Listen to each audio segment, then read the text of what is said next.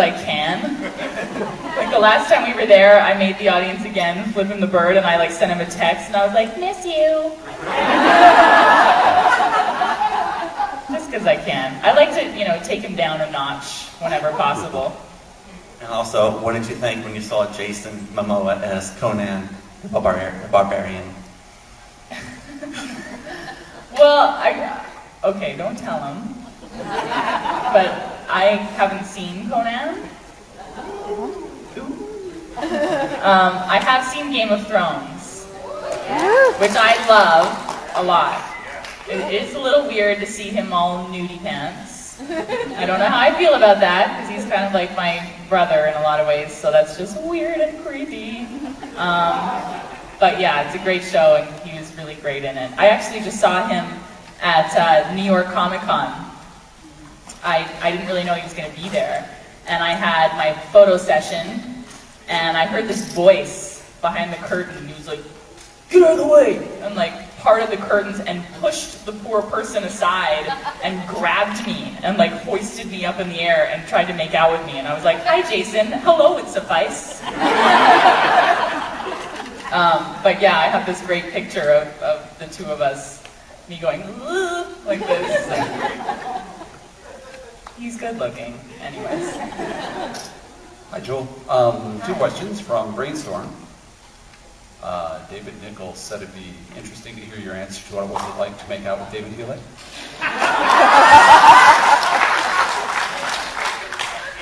David Nichols such a jerk.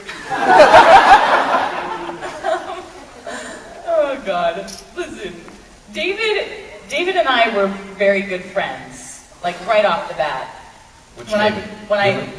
Hewlett. David Nichols and I were always cool, but me and David Hewlett had this little bond, and as soon as they gave us a little break, we would dart off to the craft service table and eat everything in sight and make fun of each other. And I think someone called us the Krabby Sisters at one point. So I guess they picked up on the fact that we had chemistry. We actually liked him. He just hated it. But he's a good kisser, yeah. The second question is, there's no less than 3 hero dresses from that show, which came up at auction, which means that you wore each of the 3. Is that valid? Did you actually change the same dress 3 times? Well, here's the thing. You wear a dress all day long, and then they have to take it to the cleaners at the end of the day. So then they have to have dress number 2 standing by. And then we had one dress that was able to be ruined and soaking wet and all that stuff for all the So there really is 3. There is really 3, yes. Because we know where all 3 are, so. Yes, there really is 3. House, so. Yeah, the conspiracy is solved. Thank you so much for being here. You're welcome, thank you. Hello. Hello. I wanted to say thanks for crashing the Ferengi fondue yesterday. That was a pleasant surprise, so thank you very much for that. And I was wondering, you were saying, this isn't your first rodeo. Do you have any particular stories that was like your most pleasant, unexpected surprise at doing events like this? Do I? Oh yeah, I mean, every time you go to one of these events, there's something that happens that, you get to go home and tell a crazy story. Some of them I can't repeat. Just because, a lot of us actors, we haven't seen each other in a while, and we do the convention, and then we go out at night and find some hidden little alcove somewhere where we can sort of let loose, and all kinds of things ensue. Maybe one day I'll write a book and tell you all about it. I would love to. Trust me. Yeah, one of my favorite stories. I was in an elevator at DragonCon. Usually all these stories are at DragonCon. And the elevator was packed full of people, and I was in there with Sean Marr, and I think Morena was there. She must have been. She usually is. And someone said, "Hey, has anyone ever told you that you look like Jewel Staite?" And we all died laughing. Everyone in the whole elevator started laughing, and then this guy goes, "Oh, no, it's a compliment."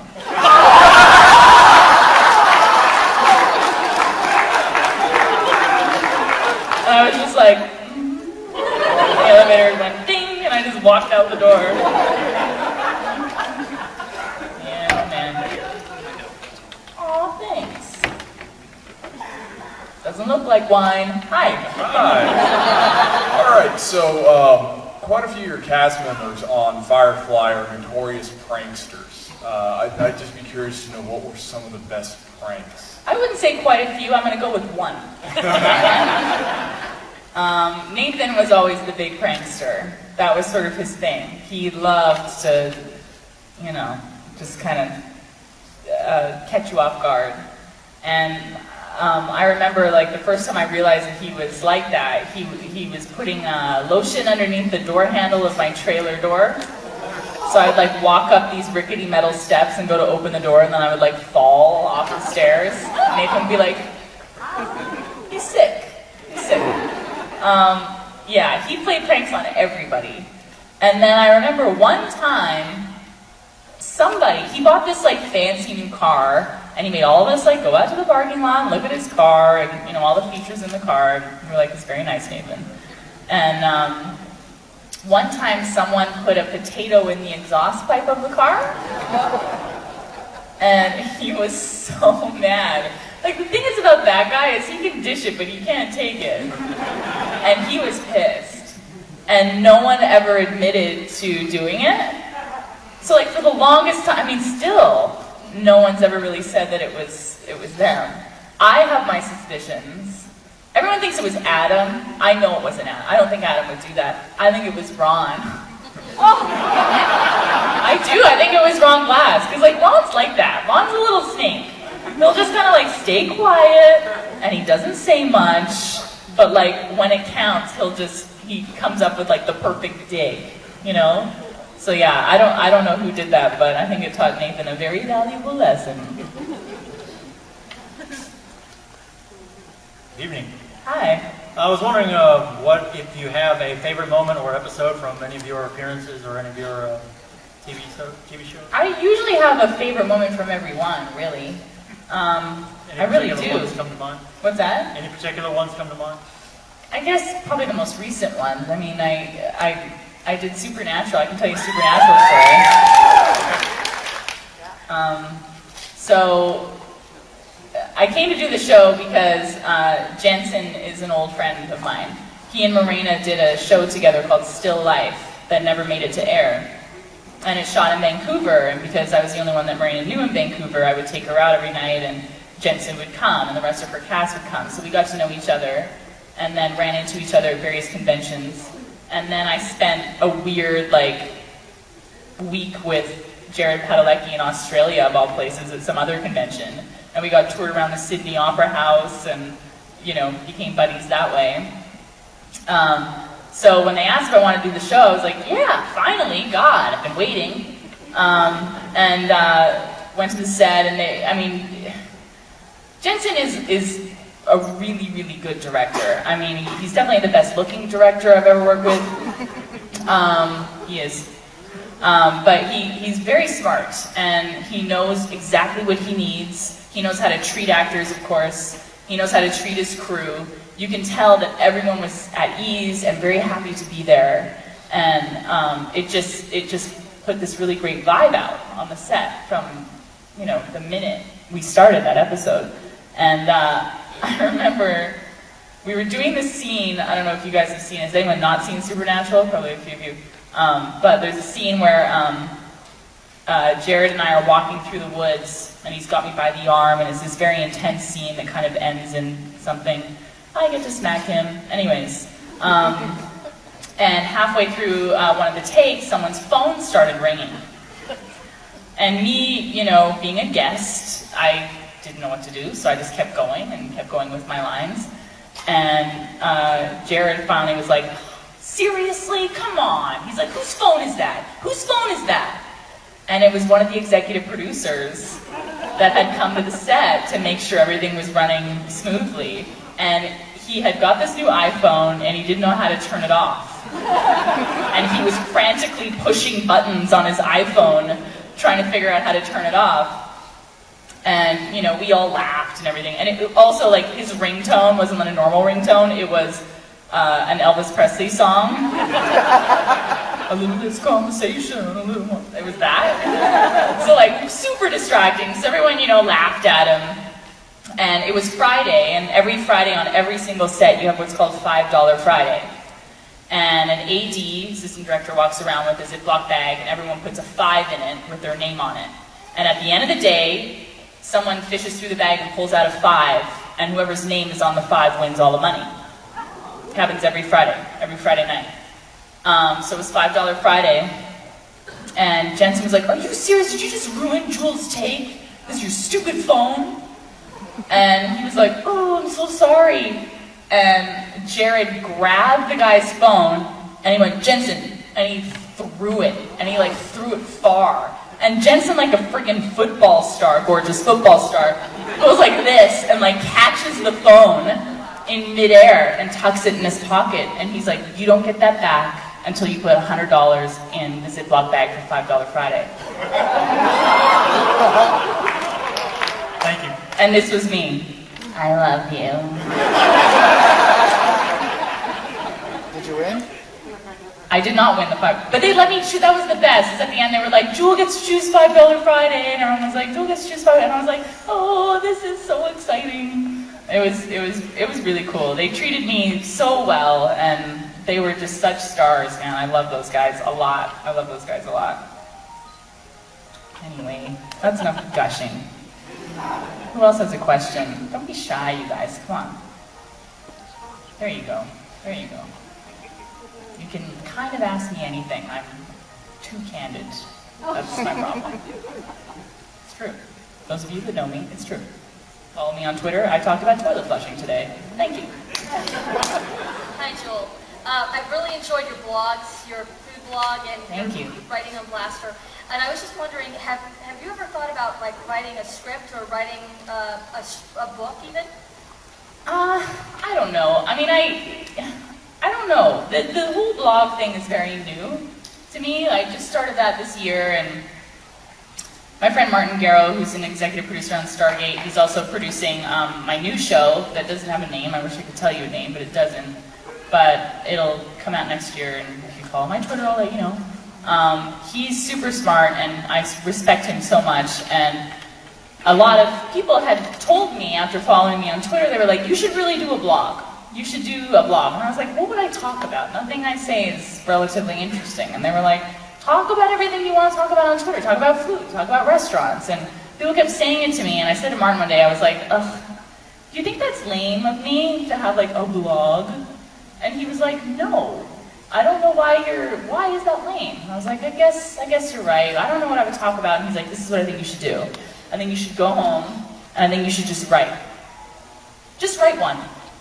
Just write one and send it and see what happens." And I was like, "Okay."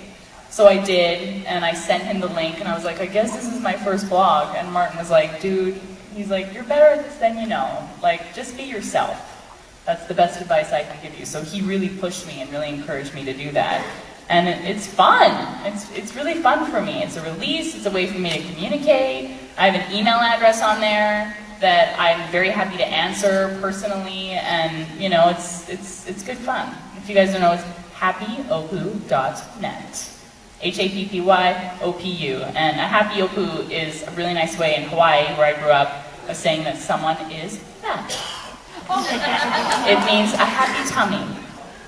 So when you say after a good meal, "Oh, I have a happy opu," that's a very high compliment in Hawaii. So that's why I call it happy opu. Thank you very much. You're welcome. Thank you. What is one of your most embarrassing moments on set?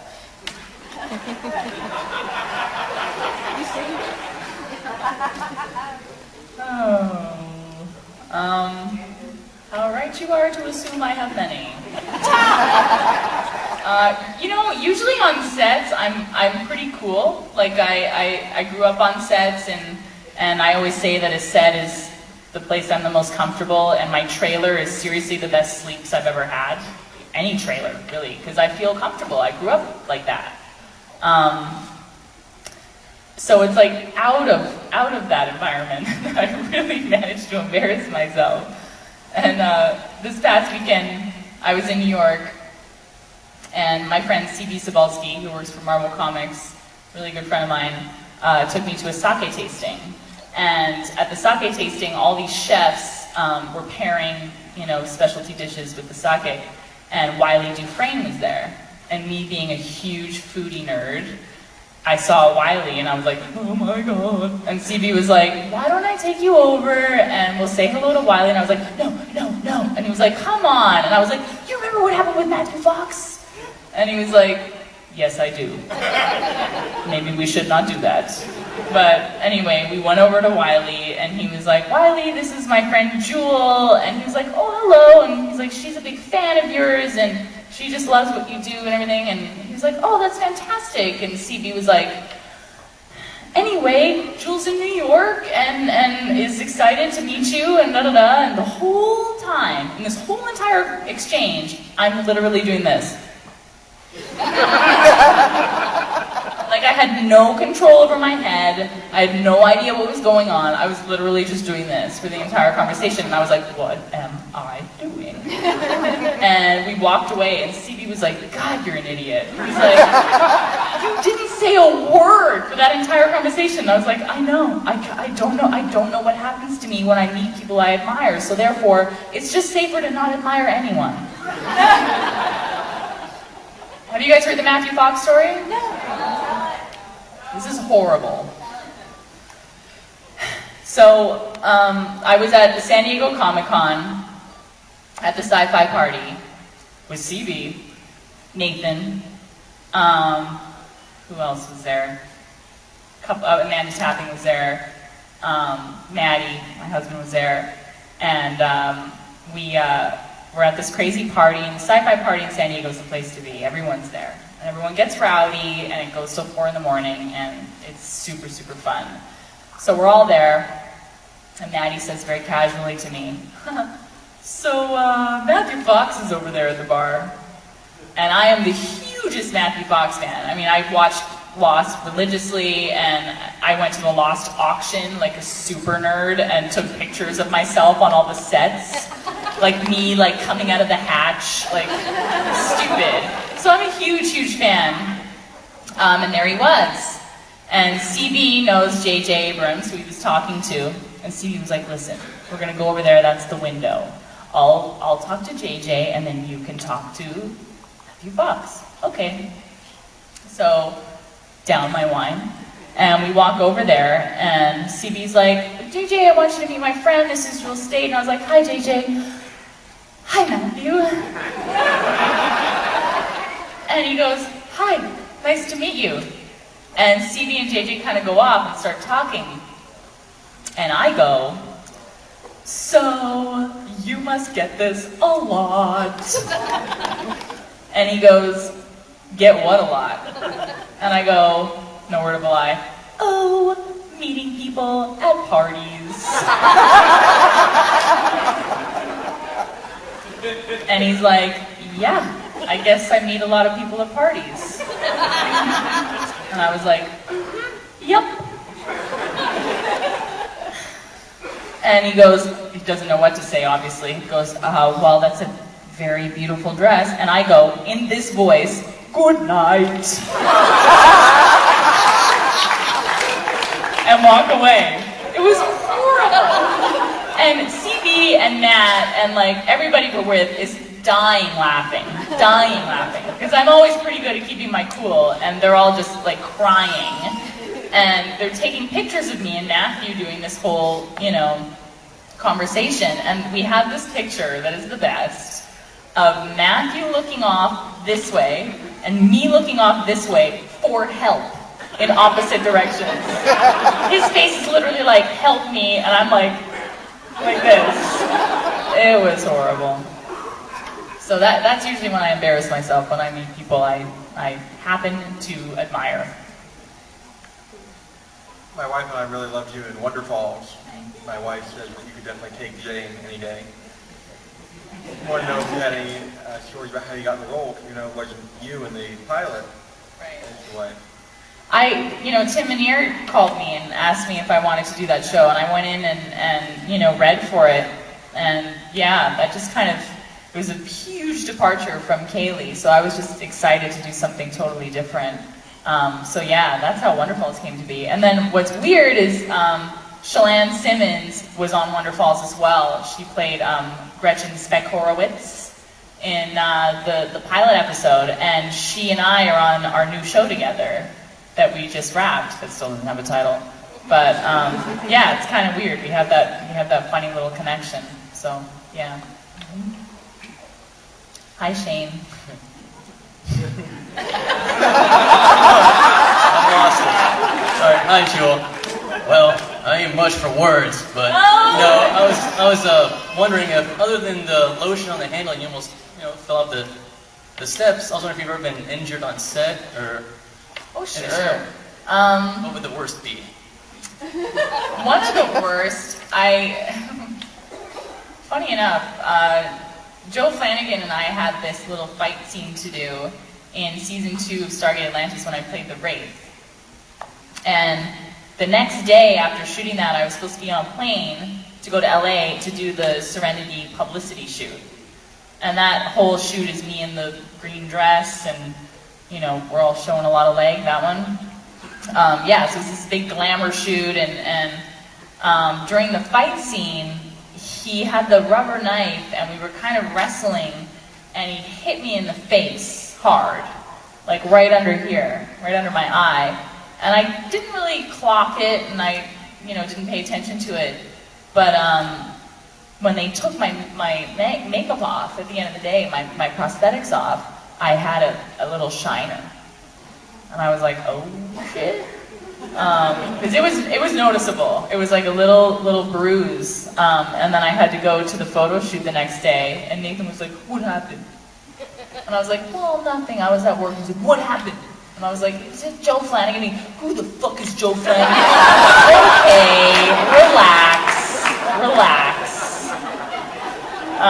But yeah, during that photo shoot, I remember they had to keep putting makeup on my little shiner. So there you go. Thanks, Joe, for nothing. I actually never told him that. Because it wasn't his fault. I mean, I'm not going to make him feel bad for hitting a girl, although he should. Hello. Hi. My husband follows you on Twitter. Sure he does. He's loud. But he really enjoys your restaurant commentaries. Oh, thanks. He's a foodie, and he just, that's one of the major reasons. He also loves Serenity and everything, but he's just like, wow, she likes food too. I just want to let you know, and I can tell him, I told her, honey. Oh, good.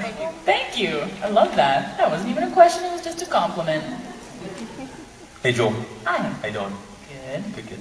Hey, out of all the shows you've done, there's a lot of props, a lot of set pieces, a lot of costumes. Do you keep a collection at home of your favorite ones that they actually let you take off the set and all that? I had. There you go. It's You're much on the higher punch now. Look at you, full height. Oh, Nice yeah. man. Thank you. I don't actually. I mean, I always feel weird about asking for stuff. What's that? That's a camera. Oh, are you videotaping me? No. Oh. It's okay if you are. I'm joking. My fiance might have a problem with that. Anyway, your fiance would have a problem with that? Probably. Where's your fiance? Not here. Oh, good.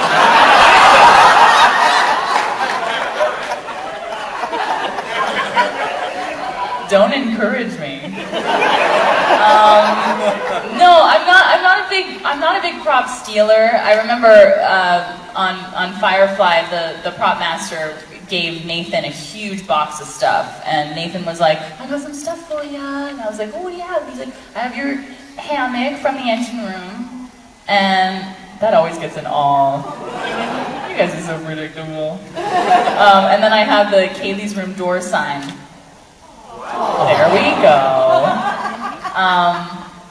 Yeah, but aside from that, I didn't really take anything. And Nathan still has a very alarming amount of memorabilia from the set. when the show got canceled, he went through the set and just took things. And then when the movie got greenlit and they rebuilt the set, once the movie was done, he went through and also took things.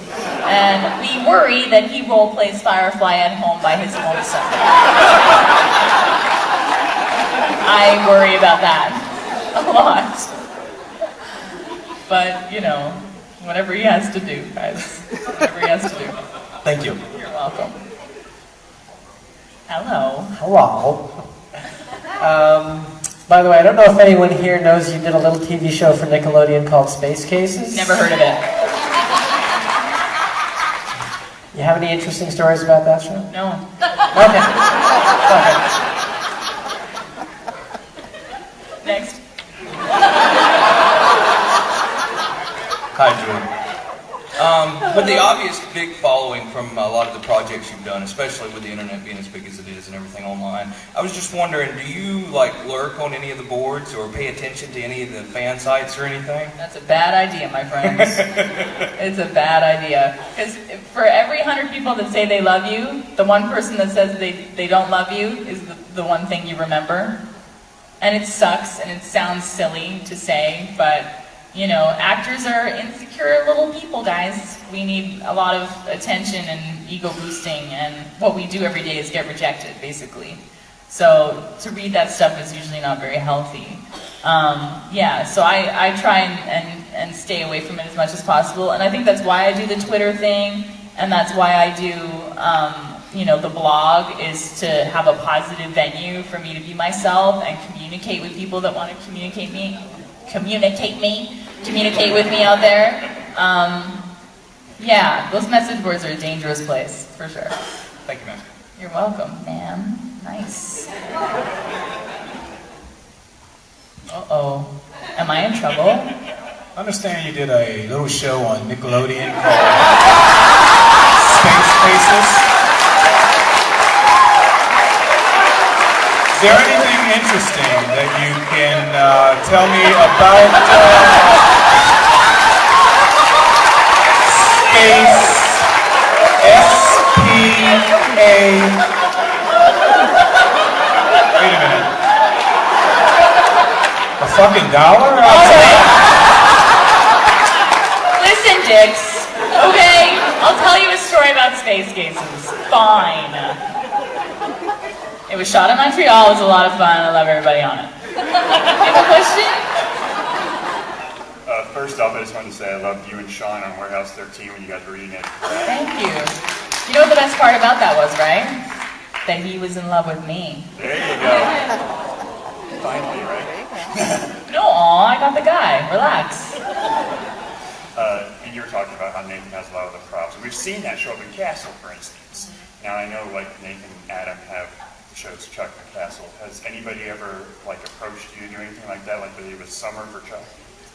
Not really. No. Still waiting for the call. Let me check my BlackBerry. Yeah, not yet. No. That's too tall. There you go. You seem to skew towards roles that require a lot of technical speak. How do you wrap your head around that? I don't. So there's a large number of outtakes out there that we haven't seen. Oh yeah. I mean, I try my best to, memorize it as much as possible and run it through my head. Sometimes I find writing the lines down helps for some reason. It helps it stick in my brain. But yeah, for the most part, right before every take, I just go, please don't let me screw up. And then they call action and I just rattle my way through it as best as I can. That stuff is not easy. It's tough, especially the doctor babble. And then especially when they're like, so maybe you're doing brain surgery as well in this scene.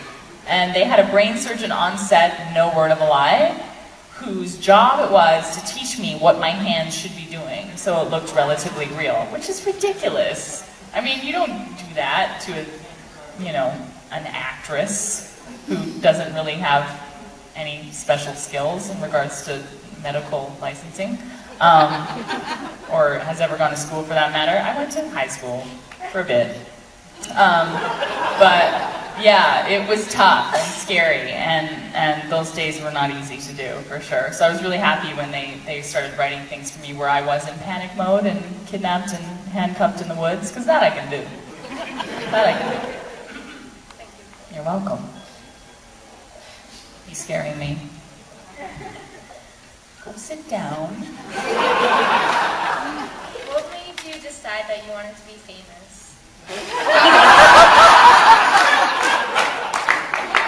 The best question of the day.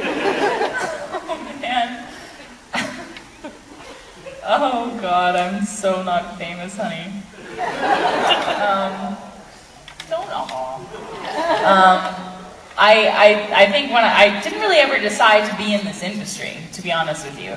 I was 5 years old when I got discovered in a shopping mall, of all places, with my mom. Someone came up and asked if I wanted to be an actor and I was interested in doing commercials. And I was like, no thanks. And my mom was like, you know, Jewel, if you do that and you make money, you can buy more clothes. And I went, okay. So I got an agent and I started booking work and then I just never left. And I realized that like this passion kind of found me and that's what I was meant to do. And you know, I love it. I love it. I mean, it's the best job in the world. Once you're on the set and you've got that role and you're so passionate about it and you're passionate about all the people you're working with, there is no better feeling. It's literally, it's a high. It's a high. And you're just constantly trying to get that feeling back. So I could never give it up. I could never do that. You're welcome. But you can call me famous anytime you want. Hi. Hi. One of the best and creepiest You kind of look episodes... like David Duchovny. Has anyone ever told you that? You just read my mind because I was going to ask you, one of the best and creepiest episodes of The X-Files is the one that you were in. And I was just curious if you have any stories about it. I had just wrapped this show called Space Cases you guys have never heard of. And I went back to Vancouver and they asked me to audition for the X-Files and I was tired and had just come off this 6-month shoot and I just wanted to see my friends and go to school and go to birthday parties. And my mom was like, I think you'll regret it. I think you'll regret it if you don't go. And I was like, I don't want to go. And she's like, you can do this. This is easy. Just go in and do it. So I went in and did the audition and booked the part. And it was the hardest thing I've ever done. It was a lot of crying and you know, being kidnapped and abused. And I remember David and Jillian were super nice to me. So nice to me. And they had this hot tub built outside of the set because we were spending all these days in this really cold, frozen river in Vancouver in October, some god-awful time. And between setups, they would rush us back to the hot tub. And I was sitting in a hot tub with Gillian Anderson and David Duchovny, fully clothed, getting our makeup touched up in the middle of the woods. I was like, this is the weirdest. But yeah, they were very, very lovely, very lovely. And yeah, David was like, don't quit, and you know, persevere. And I was like, yeah, maybe. Thanks. You're welcome. First of all, thank you for telling us your nervous stories because none of us here have ever said anything stupid to someone we admire. We're all in this together, guys. And he sort of answered part of my question, but you make this look so easy. You're so at ease. And shouldn't you have more angst? And have you ever played a role that, I was going to say, have you ever played a role that really took you very far away from who you are? Oh, definitely. Yeah, definitely. I mean, I know, what's that? Or a role that was hard for you to do? Sure. I know that there is an element of me in a lot of, probably every role that I've played, for sure. But yeah, there are ones that are most definitely harder than others. One of the hardest ones I did was Dead Like Me, and it was a quick little role, but like for some reason it was tough. It was tough for me to do, and I felt very much out of my element. But sometimes feeling out of your element's really great. I mean, my new show, I play this girl who's kind of a nightmare. She's she used to, listen, the parallels are a bit funny because Martin Garrow from Stargate created the show. He swears he didn't write it with me in mind, but let me give you a few tidbits. She had a successful show 11 years ago that she still gets recognized for. She's a veteran and kind of a little bit jaded and sort of like this go-getter, has a sarcastic sense of humor. But at the same time, you know, she can be really, really nasty. And she's always way too overdressed. And the show's about this group of actors who are out of work living in this apartment complex that actually exists. It's in LA. It's called Highland Gardens. And a lot of people stay there during pilot season trying to book work. And she's always kind of hanging outside of her, you know, apartment, half drunk, in like this, you know, super fancy dress and high heels, and like bitching to her agent on the phone. Let me tell you something. So she's a lot of fun to play. She's super campy, and they just kind of let me go. They let me go to town, and I was like, really? Is this too much? And they were like, you know, just keep going. So I got to watch the first 2 episodes. I'm not supposed to tell anybody that, oops. But he showed me the rough cuts of the first 2 episodes, and I was so excited because it's a departure. It's a departure, and I think it's something that I think you will really enjoy. It's a good show. It's a good show. It's got a lot of talented people in it. So at some point next year it'll come out and it'll actually have a name. But yeah, it's fun. Anybody else have a question? No? You're just gonna talk? Hang out? What's your sign?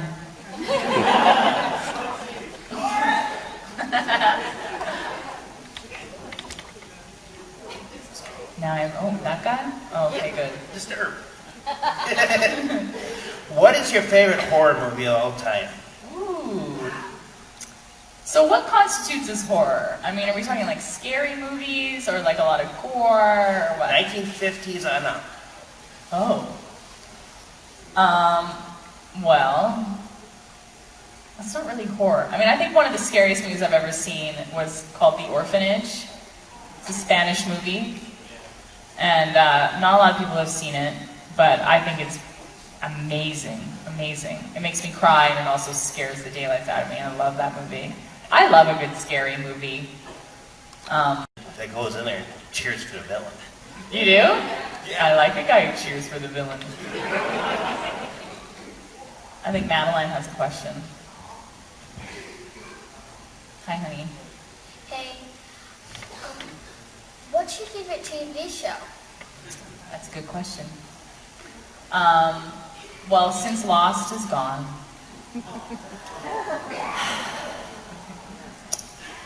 I like a lot of TV. I watch a lot of TV. I love this show called The Good Wife. I think it's really underrated. It's a really, really good show. Everyone says that. Every time I say I love The Good Wife, someone goes, my mom likes that show. What else? Homeland. I haven't seen Homeland yet. Don't tell her I said that. She'll kill me. I heard she's like all naked on that too. What's going on? What other shows do I love? I love Parenthood. I think that's a great show. I kind of watch some reality TV. What? Top Chef. Oh. I have to watch Top Chef. And Top Chef Just Desserts. And is it just me, or are all pastry chefs out of their goddamn minds? Like crazy people. I love that show. So yeah, Too Much Sugar. That's right. What's your favorite show? My favorite show is actually Doctor Who, and that brings me to another question. Do you wish that you were on Doctor Who?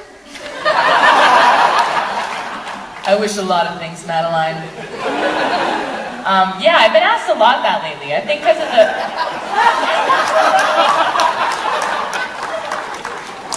I think because of the whole supernatural thing, when they called my character Amy Pond, became this thing, and people were like, oh, you're a big Doctor Who fan. And I'm like, no, I've never seen Doctor Who.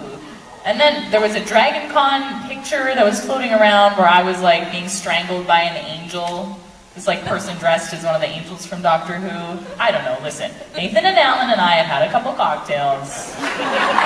And this person was standing there frozen, ready to take pictures with people. And I was like, strangle me. And they, you know, the boys were taking pictures. I don't know how that ended up on the internet, but it did. A lot of things do.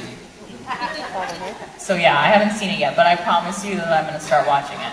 What season should I start with? Don't say number 1. Well, you should start with the new season because you'll get really into it and you'll just start loving it.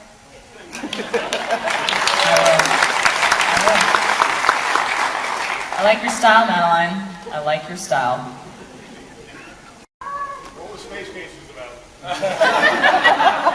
Terrible. Well, I was actually going to ask you what it was like working with Walter Jones, but I won't now because you evidently don't want to talk about it. But I love Walter Jones, actually. Oh, good. Walter Jones is a great guy. All those people were super great. I mean, we were just kids, and I had to wear a rainbow wig and had purple eyebrows, so that's why I'm embarrassed. It's kind of like having your baby pictures splattered all over the internet. That's sort of how it feels. My worst stage of puberty is like now documented forever on YouTube.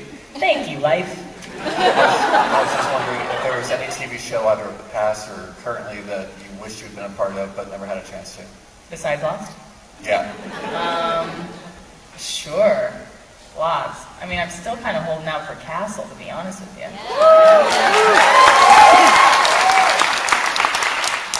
feel like we should, you know, invade somebody's mailbox with a lot of letters of intent.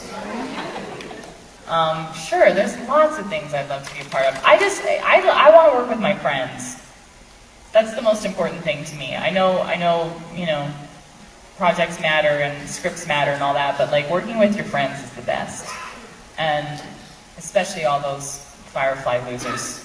I miss them a lot. And we're always trying to figure out ways to work with each other. So that's my cheesy answer to that question. But anyway, that was the last one. I just thought, oh, really? Are we going to break a rule right now? You going to ask me a question? Go ahead.